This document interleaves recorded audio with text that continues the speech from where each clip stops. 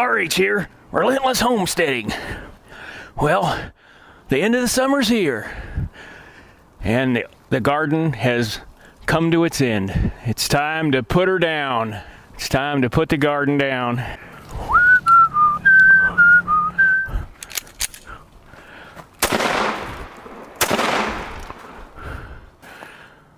Put down that garden.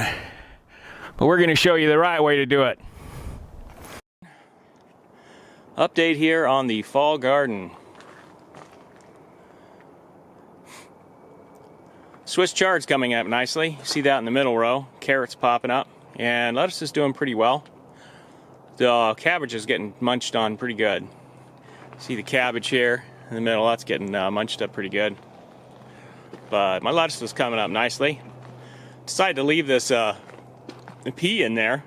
It kind of came up volunteer. I figured I'd see what it does. There's another one back over there. So, lettuce is looking pretty good. Had a good rain last night, so won't have to water today. Yeah, and there's some more cabbage.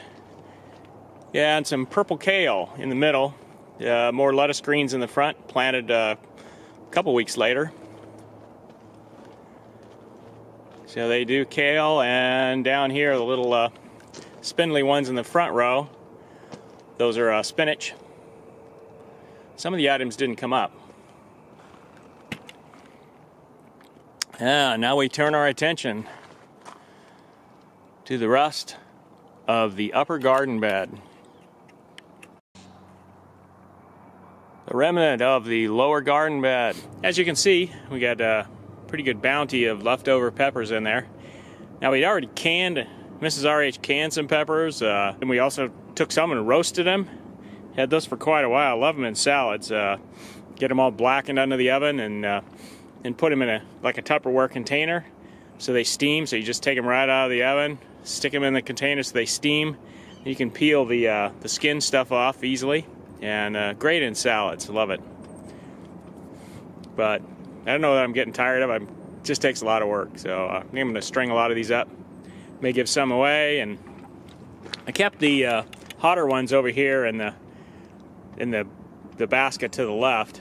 Now those are serranos and some I don't know, Scotch bonnet or something, moderately hot. They're not. Some of those are almost habanero hot. I had a couple of them that.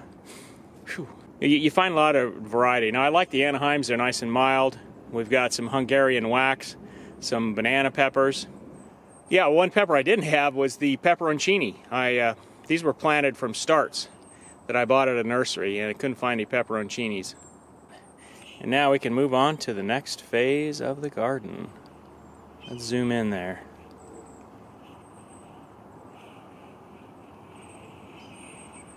Cool.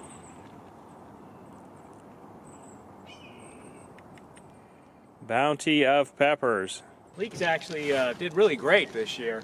Planted them twice in previous years, a different variety, and they really just didn't work out. They'd grow just a little ways. I don't know, I guess they got a little taller, but it wasn't much. But this year, I had a whole row of them here, and they were quite prolific. And this is what remains, but we've been enjoying them. We love using them like onions, just cutting the bottoms of them off, using, and Mrs. RH, well, she actually likes the green part. It's a little spicy for me, but she likes it. And I like it cooked, but really enjoy the leeks. We almost couldn't replace onions with that. So I rip off the parts on top that I'm not going to be using. Get those out of here first. Compost bin. I'll just go through all of them, trim them off before I pull them out of the ground. Put them in the bucket so I can rinse off the bottoms. I will peel off any of the old leaves. Get those off of here. Leaves I don't want on there, peel them off. And kind of shake any bugs out of them. Yeah, they really got it cleaned well. I'll take those up to the pole barn and clean them. What I like to do with plants as I'm pulling them down is I'll actually take and just cut them off a little bit, you know, not leave them don't put the full plant in. You know, not only fills up your wheelbarrow real quickly, but it takes it longer to break down. As you can see here, we've got all of the items out of the ground. All the tomatoes, the leeks, everything. Actually, I left a couple things behind. There's some chives down there. They still didn't pop up, so we're going to keep seeing. I mean, they're up a little bit, but they're just not growing. So everything was pulled up, cleaned up, got rid of the tomatoes, any of the rotten tomatoes and peppers to try to prevent volunteers. I guess get too many volunteers. Yeah, and then used a little, I didn't want to dig very much. I don't like to dig the soil much, so just use a little cultivator, 3-tine cultivator, and just, you know, kind of work the soil up a little bit. Gives you another chance to pull out any rocks and such. And what I've done here, so I've worked the soil over this first part, and then put down some compost, a little bit of compost. Now here's the kind that I'm using here now. This was a Home Depot. It's doesn't have any manure in it, which is kind of nice. It's organic without manure. So I'm using that, and then I have a number of mineral powders here. Rock dust, soft rock phosphate, oyster shell calcium, just a number of those. I'm not trying to get any nitrogen into it, just looking at more mineralization. So I'll put the compost down. The first section has had the compost down and leveled out, and then I've put the mineral powders. This next section, you can see the compost is still in clumps. So I'll lay it out in clumps so I can really control how much I'm putting out. And so you see a couple clumps there, and then the slack section hasn't been dug up or anything yet. I just wanted you to see the progression there. So once these things are mixed in, roughly, then we'll go ahead and plant the seeds. And let me show you the seed. It's for a cover crop. So I've got two things here.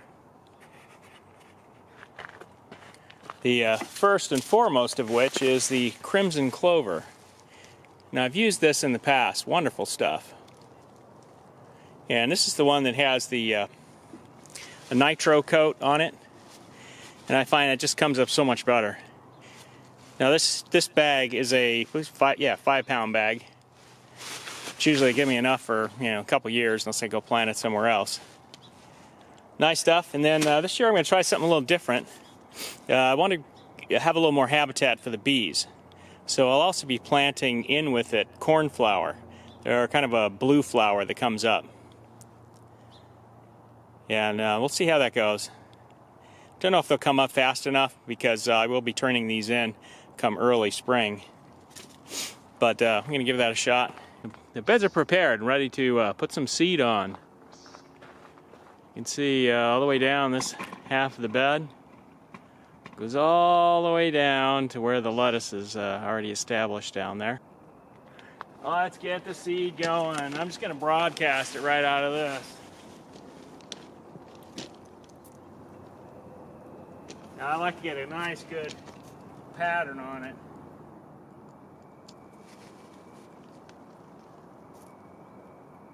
Anytime you got coating on the seeds, be careful, you don't want it all over you. So you can kind of see the level at which they're spread. Just try to get it fairly evenly. Yeah, put that over the rest of the bed now. And then we'll go for the cornflowers in there.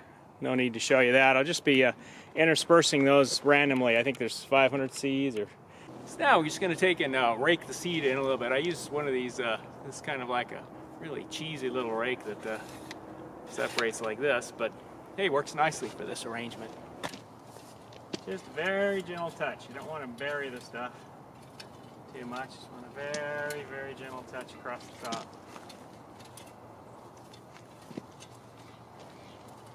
Helps that everything's kind of already leveled out. You can use the back side of it too.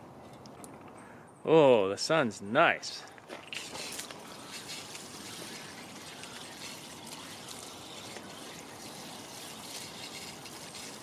Cleaning off just want to clean some of the dirt off of there. Yeah, you really want to get the seed to just settle into the soil where it has a capillary connection to it. That way it'll stay moist, the water will come up and keep the seed moist for germination.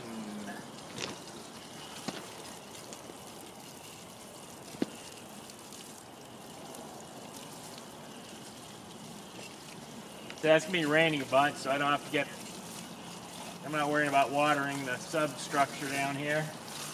RH here, we got this ready to go. Looking forward to these sprouting up. I'll show some shots of what it was like last year. Very lush and green and quite gorgeous. Looks nice.